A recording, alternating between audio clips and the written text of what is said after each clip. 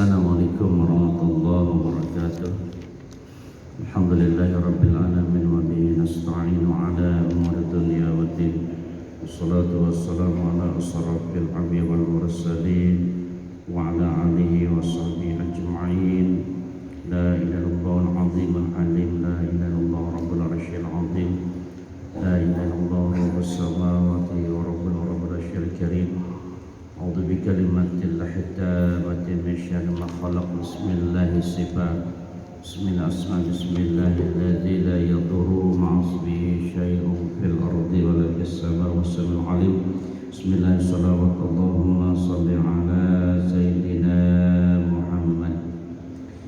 Ya wabillahi jama'a rahimakumullah, ya Allah subhanahu wa ta'ala. Alhamdulillah, pada siang kali ini Allah memberikan kita kesehatan dan kekuatan untuk sama-sama menjalankan salah satu perintahnya, yaitu sholat zuhur berjamaah.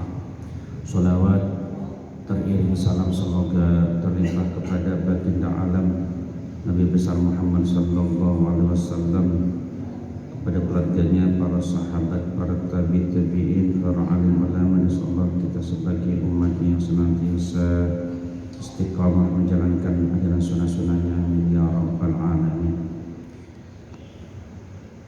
Sidang salat zuhur yang rahmat Allah subhanahu wa ta'ala, ada sebuah hadis dari riwayat Imam Hakim. Baginda Rasulullah sallallahu alaihi wasallam, ni'matad darud dunya liman tajawadda minha li akhirati hatta yurdi rabbuh. Sebaik-baiknya dunia adalah bagi orang-orang yang menjadikan dunia sebagai perbekalan untuk kepentingan akhirat. Kemudian beliau juga menyampaikan, wa bi'satid darud dunya liman saddathu an akhirati wa qasarat bihi an ridha rabbih. Sebaik-baiknya orang adalah yang menjadikannya sebagai perbekalan untuk kepentingan akhirat, sehingga ia senang terhadap Allah. Dan seburuk-buruknya dunia adalah bagi orang yang dunianya bertentangan dengan urusan akhiratnya, kemudian menyampaikan daripada keridhaan Allah subhanahu wa ta'ala. Jadi kata Nabi itu, ya, manusia yang baik adalah tatkala dunianya itu adalah dijadikan untuk perbekalan. Ya, dunia itu kan kita harus menyiapkan, ya, dan sadar betul bahwa akan memasuki sebuah alam di mana tidak ada batas akhir, ya, sehingga orang-orang yang cerdas hatinya, ya, cerdas akalnya, dia tidak lalai dengan kehidupan dunia. Sesibuk apapun, ketika komandan azan, ya, terdengar, ya, atau waktu sudah masuk, dia akan melangkahkan kakinya untuk menghadap Allah subhanahu wa ta'ala, memenuhi kewajibannya, yaitu salat. Kemudian juga memanfaatkan daripada semua potensi yang ada dirinya untuk kemanfaatan umat. Ya, ilmunya digunakan untuk menerangi daripada bagian-bagian saudaranya yang memerlukannya. Hartanya digunakan di jalan Allah, ya, sehingga Allah ridha kepadanya. Inilah orang-orang yang disampaikan oleh baginda Rasul, sebaik-baiknya dunia adalah orang yang menyiapkan perbekalan, ya, untuk kepentingan akhirat. Kemudian seburuk-buruknya dunia adalah bagi orang yang dunianya bertentangan dengan urusan akhiratnya. Ya. Tatkala Allah berikan karunia keluasan rezeki, ya, keluasan waktu, ya, pangkat, jabatan sebagainya, ya, dia tidak gunakan di jalan Allah subhanahu wa ta'ala. Kemudian dalam riwayat lain, ya, tentang bagaimana orang itu beramal, ya, dan amalnya itu lillahi ta'ala, billah, karena Allah subhanahu wa ta'ala, ya. Asyadun nasi ajaba yaumal qiyamati mati mayyurinas an-nabi khaira wala khaira bihi. Manusia yang paling berat siksaannya pada hari kiamat ya, ialah orang yang memperlihatkan kepada orang lain bahwa dirinya banyak melakukan kebaikan, padahal kebaikannya itu tidak ada. Tatkala dia berkumpul dengan orang-orang, terkadang terucap ya, kalimat-kalimat thayyibah ya, padahal banyak perintah-perintah Allah yang ditinggalkan. Karena apa? Dia ingin posisinya itu diketahui bahwa dia termasuk orang-orang yang soleh. Ini berat sekali siksa. Jadi seolah di hadapan manusia dia ingin dikatakan sebagai orang-orang yang soleh ya. Keluar lisannya ya Allah subhanallah dan sebagainya, tetapi sesungguhnya kebaikannya tidak ada sisi Allah subhanahu wa ta'ala. Tatkala sendiri tidak ada rasa takutnya kepada Allah subhanahu wa ta'ala. Karena apa? Dia mempunyai kepentingan di dalam hati, ingin dihormati di masyarakat, ingin dihormati dalam komunitasnya ya. Padahal tidak ada kebaikan-kebaikan pada diri ya. Ini yang nanti akan mendapat siksa yang sangat berat di sisi Allah subhanahu wa ta'ala ya. Apalagi nanti puasa itu mendidik kita sebagai orang-orang ya, yang tidak ria terhadap amaliyah ibadah. Yang menentukan puasa adalah kita dan Allah subhanahu wa ta'ala. Ini puasa itu mendidik hati kita supaya kita tidak ria di hadapan Allah subhanahu wa ta'ala ya. Kemudian man aron nasi fawqa ma indahu minal khamsyati fahuwa munafiq. Barang siapa yang memperlihatkan kepada orang lain sesuatu yang melebihi yang lain ya, daripada ketakutannya, maka ia adalah munafik ya. Dia memperlihatkan sesuatu kepada orang lain seolah-olah dia itu lebih ya.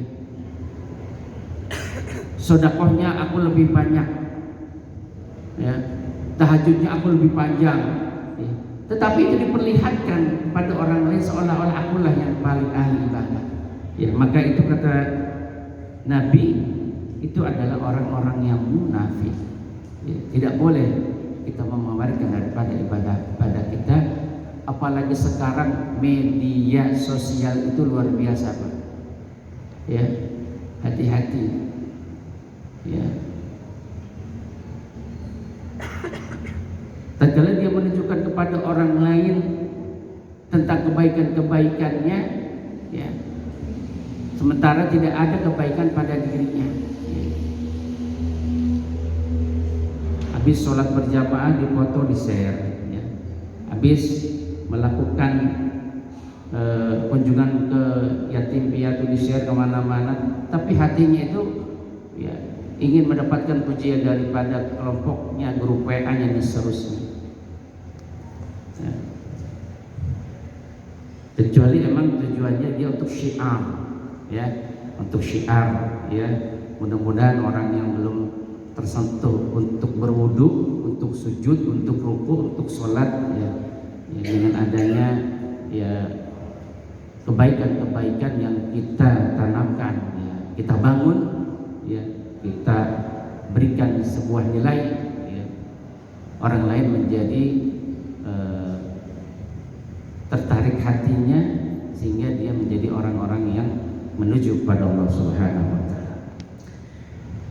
Innallaha haramal jannata 'ala kulli marad. Ya, sesungguhnya Allah telah mengharamkan surga terhadap setiap orang ya, yang ria. Tidak ada tempat di sisi Allah, tidak ada tempat di surga nanti bagi orang-orang yang ria dalam amal. Ya. Di dalam riwayat itu tatkala malaikat hafadah ya, membawa amal-amal seorang hamba, amal sholat, puasa, haji, umrah, sedekah ya, hingga amal ini berdesing bagaikan sekelompok lebah, cahayanya bagaikan matahari, bergemuruh dibawalah amal itu oleh malaikat hafadzah ke langit pertama. Lalu kata malaikat penjaga langit pertama, wahai malaikat hafadzah, lemparkan amal ini kepada pemiliknya, karena orang ini tatkala dia beramal penuh dengan riya, ingin dipuji, ingin sanjungan. Ditutup tuh sama malaikat penjaga langit pertama amal orang-orang yang riya. Ya, sebagaimana dalam hadis Abu Nuaim, innallaha haramal jannata kulli mara'in, sesungguhnya Allah telah mengharamkan surga terhadap setiap orang yang riya. Ini berat sesungguhnya, ya. Riya, ujub, sombong, takabur, kibir, ya, dan sum'ah. Itulah penyakit-penyakit hati yang harus kita waspadai, ya.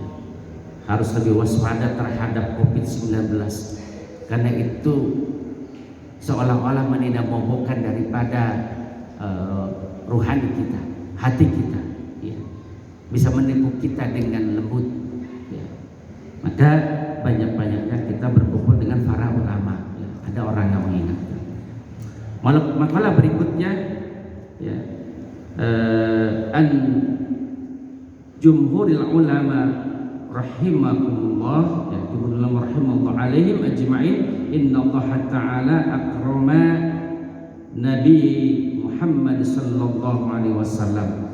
Jumhur ulama mengatakan bahwa Allah Ta'ala memuliakan Nabi, yaitu baginda Rasul, dengan 5 kemuliaan, ya.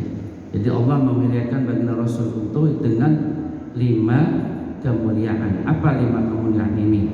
Ya, bi khamsin karomatin. Ya, apa? Ya. Yang pertama adalah akramau bil ismi, ya, dengan panggilan Rasul. Allah tidak pernah memanggil dalam Al-Quran ya Muhammad. Silakan dicari, tidak pernah ada dalam Al-Quran firman Allah kalimat ya Muhammad, ya. Kemudian wal jismi wal aqa, ya. Allah memanggil dengan sebutan zat Rasul, ya. Kemudian al khata'i warida, ya. Kemudian pemberian tanpa permintaan, ya. Allah telah memberikan kepada baginda Rasul sebelum baginda Rasul memintanya, ya. Amal ismu panadahu birisalah, ya.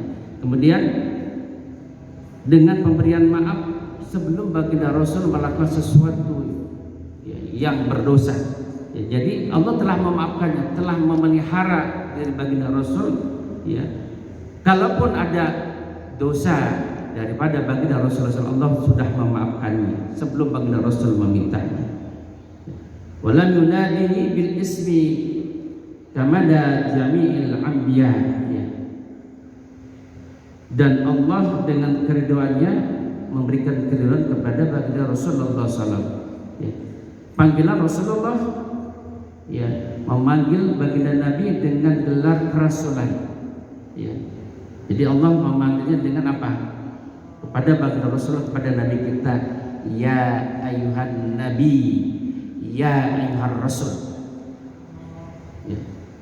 Itu tidak pernah disematkan kepada nabi-nabi yang lain, ya. Misla Adam, misalnya kepada Nabi Adam, wa Nuh pada Nabi Nuh, wa Ibrahim kepada Nabi Ibrahim, wa ghairi atau kepada nabi-nabi yang lain.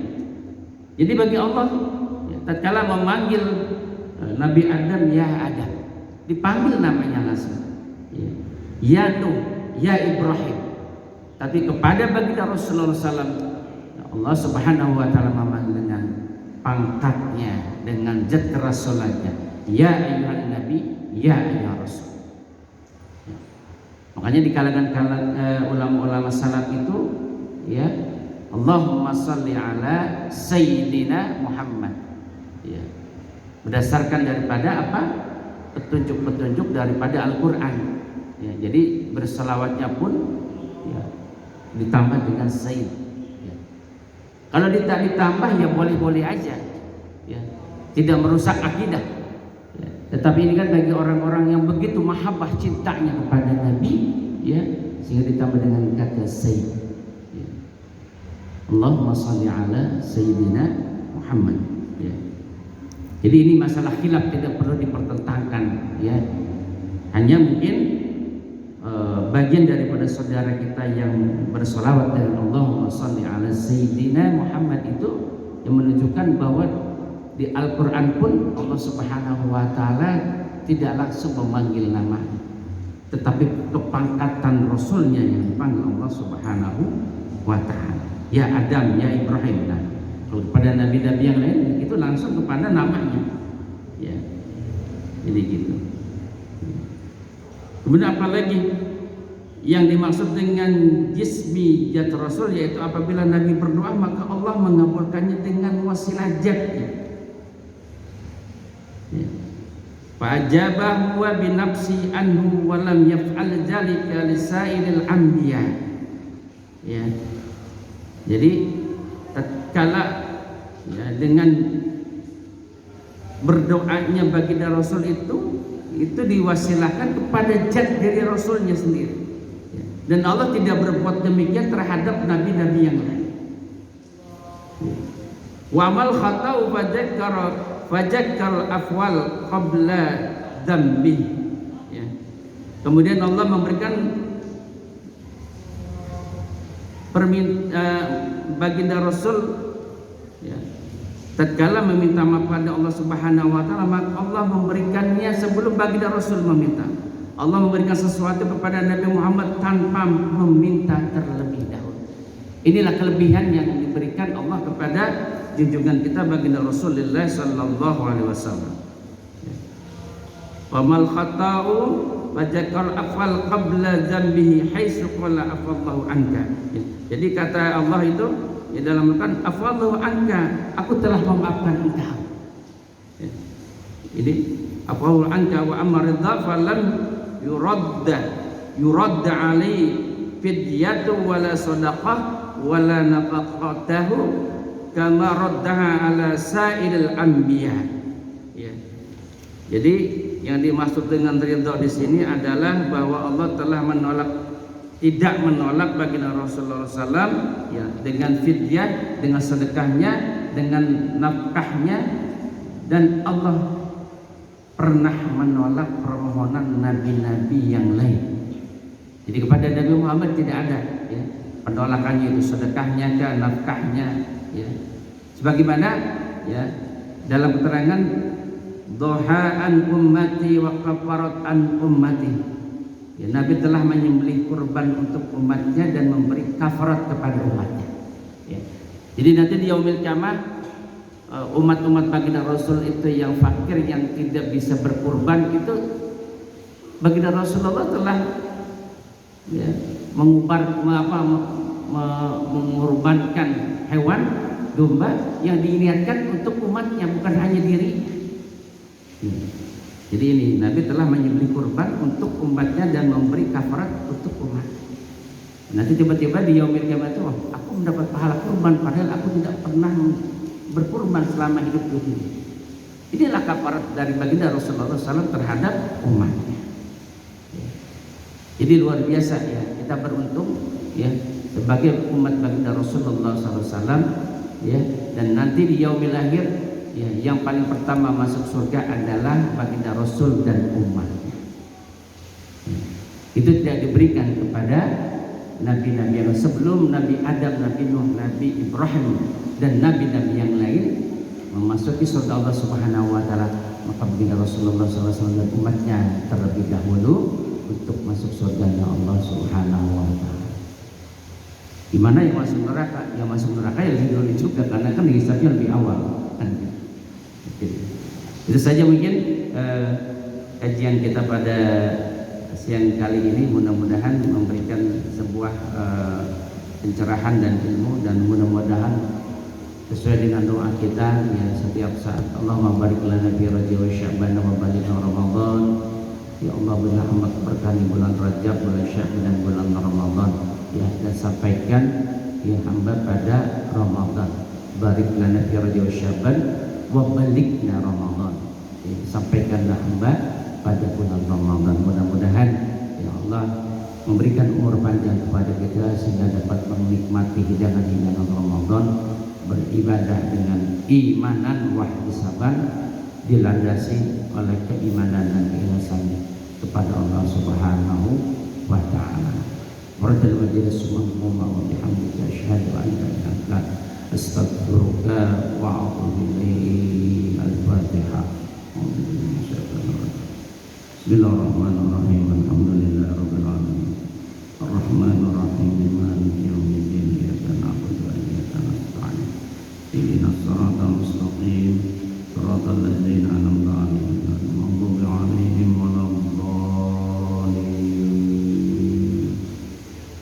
Allahumma waffiq ila aqwamit thoriq. Assalamualaikum warahmatullahi wabarakatuh.